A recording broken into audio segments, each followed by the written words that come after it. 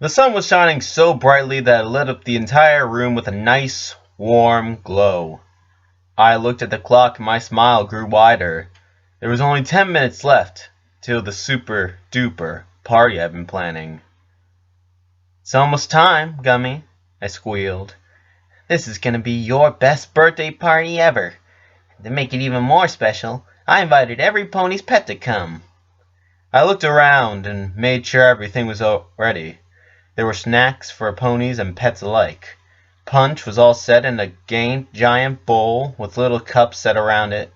All the decorations from strings of balloons of every color were up. Finally, there was the cake I personally baked with the words, "Happy Second Birthday, Gummy." After I made sure everything was set, there was a knock on the door. "Rainbow Dash, Tank, I'm so glad you two can make it," I said as I opened the door. "Thanks, Pinkie," Rainbow Dash replied as she walked in. "Tank and I wouldn't miss this for the world." Next came Twilight, Spike, and Owlicious. Following them were Applejack and Winona. Rarity and Opal arrived soon after. Finally came Fluttershy and Angel. "I'm so glad you guys can make it," I cheered. We're glad we can make it too. We all know how much you love Gummy," Applejack stated. "You know, Pinkie," Twilight began, "I've always wondered how you even got Gummy. I mean, it's not like they sell toothless alligators in an old pet shop." "Oh, well, it's kind of a long story," I explained. "Pinkie, we won't mind if you tell it," Rarity stated. "Besides, what better way to start off Gummy's birthday than with the story of how you met?" Fluttershy inputted. "Well then, every pony get cozy." Right away, every pony started getting pillows to sit on. I grabbed some of the snacks, in case anyone got hungry. Soon, every pony and pet was all settled, though it took some convincing for Fluttershy for Angel to settle down. Then I began. It all started 2 years and 15 days ago. Mr. and Mrs. Cake were preparing to go on a long, but well-earned, vacation. I really didn't mind because I had a few parties I was planning. "Now, Pinkie, are you sure you'll be okay while you're gone?" Mrs. Cake asked.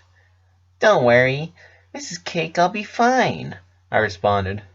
"Well, it's just that we've never been away for this long."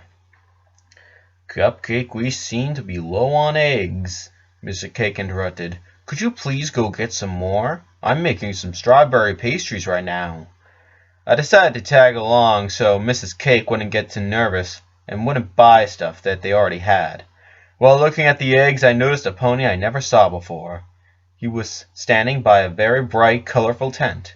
Since Mrs. Cake was trying to figure out which eggs to buy, I decided to take a look. "Why, hello there, miss. I see you're interested in my tent," he said. "I'm Precious Pet, and this is my Precious Pet's magical pet shop." "Magical pet shop?" I asked. "That's right, little lady.